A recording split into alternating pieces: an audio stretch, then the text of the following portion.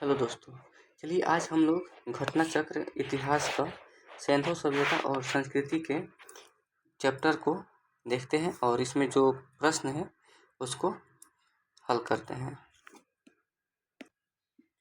तो चलिए पहला जो प्रश्न है कि मानव समाज विलक्षण है क्योंकि वह मुख्यतः आश्रित है किस पे? अर्थव्यवस्था पर। हड़प्पा अगला प्रश्न है कि हड़प्पा निम्नलिखित में से किस सभ्यता से संबंधित है? तो सिंधु घाटी सभ्यता से संबंधित है। अगला प्रश्न है कि सिंधु सभ्यता संबंधित है तो आद्य ऐतिहासिक काल से। देखिए ये जो आद्य ऐतिहासिक काल का मतलब यह हो गया कि यह वह समय है जब लिखा हुआ जो है पढ़ा नहीं जा सका है। ठीक है, लेखन कला है लेकिन पढ़ा नहीं जा सका है। ठीक है, तो ये आद्य ऐतिहासिक युग से संबंधित है। अगला प्रश्न है कि सिंधु घाटी की सभ्यता गैर आर्य थी, क्यों थी? तो देखिए ये नगरीय सिंधु घाटी की सभ्यता जो है ये नगरीय सभ्यता थी, ऑप्शन ए हो जाएगा। और जो आर्य सभ्यता थी वो ग्रामीण सभ्यता थी। चलिए अगला प्रश्न है कि सिंधु घाटी सभ्यता को आर्यों से पूर्व रखे जाने का कारण क्या है? तो ये ऑप्शन डी हो जाएगा, मृदभान। सिंधु घाटी संस्कृति वैदिक सभ्यता से भिन्न थी क्योंकि देखिए इनके पास विकसित शहरी जीवन की सुविधाएं थी, इनके पास चित्रलेखीय लिपि थी, इनके पास लोहे और रक्षा शस्त्रों के ज्ञान का अभाव था। देखिए सिंधु घाटी सभ्यता में लोहा का ज्ञान नहीं था। ठीक है, और यहाँ की जो लिपि थी वो भाव चित्रात्मक थी, चित्रात्मक। ठीक है, तो ऑप्शन डी जो है सही हो जाएगा कि सभी कथन जो है सही है, मतलब इसके कारण है। अगला प्रश्न है कि हड़प्पा संस्कृति की जानकारी का मुख्य स्रोत क्या है? तो ये पुरातात्विक खुदाई। आठवां प्रश्न है कि निम्नलिखित में से कौन सा सिंधु घाटी के सभ्यता पर प्रकाश डालता है? तो उत्तर हो जाएगा पुरातत्व संबंधी खुदाई। अगला प्रश्न है कि सिंधु घाटी सभ्यता या सिंधु घाटी के निवासियों की सभ्यता को जानने का मूल स्रोत क्या है? तो वहाँ की मुहरें। अगला प्रश्न है कि हड़प्पा सभ्यता की उत्पत्ति के संदर्भ में निम्नलिखित में से कौन सा जोड़ा सही सुमेलित नहीं है? तो देखिए ऑप्शन ए हो जाएगा, एम रफीक मुगल का संबंध जो है हड़प्पा सभ्यता के मेसोपोटामिया सभ्यता से प्रणाली, ये कथन गलत है। ठीक है, यानी कि सही ऑप्शन ए हो जाएगा। अगला प्रश्न है कि मिलान कीजिए, सूची 1 को सूची 2 से मिलान करना है। तो देखिए हड़प्पा का संबंध जो है दयाराम साहनी जी से हो जाएगा। हस्तिनापुर का जो है संबंध बी लाल से हो जाएगा और जॉन मार्शल साहब तक्षशिला और कौशाम्बी का संबंध जो है एनजी मजुमदार।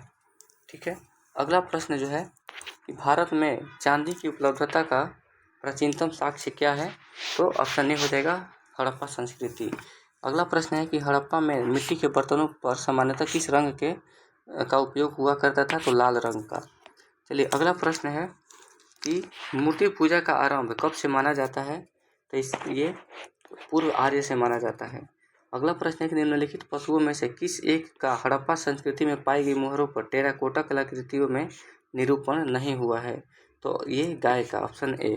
अगला प्रश्न है कि निम्नलिखित में से कौन सा एक हड़प्पा स्थल नहीं है?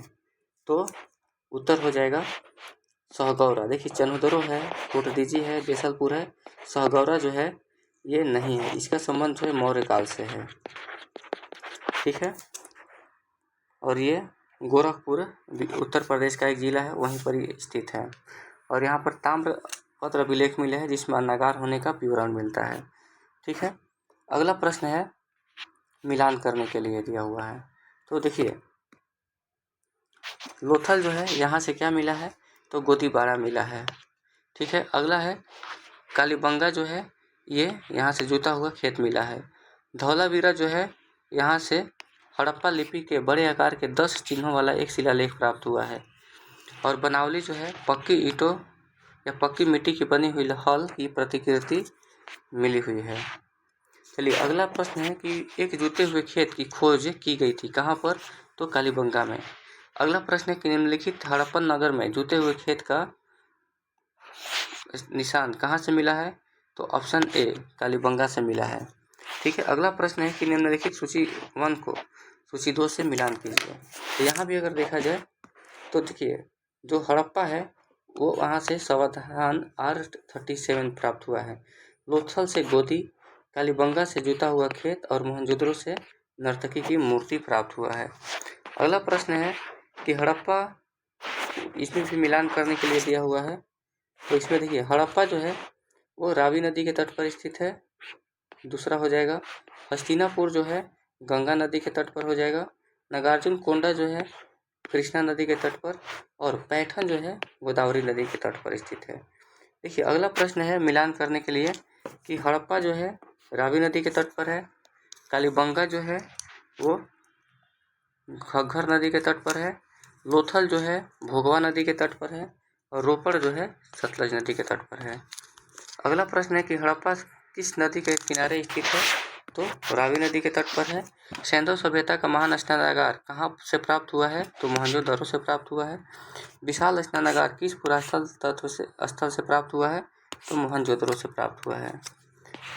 अगला प्रश्न है मिलान करने के लिए, इसमें अगला प्रश्न है कि सिंधु घाटी सभ्यता के किस पुरास्थल से नाव के चित्र या मॉडल प्राप्त हुए हैं, तो मोहनजोदड़ो और लोथल से, क्योंकि ये बंदरगाह स्थल थे।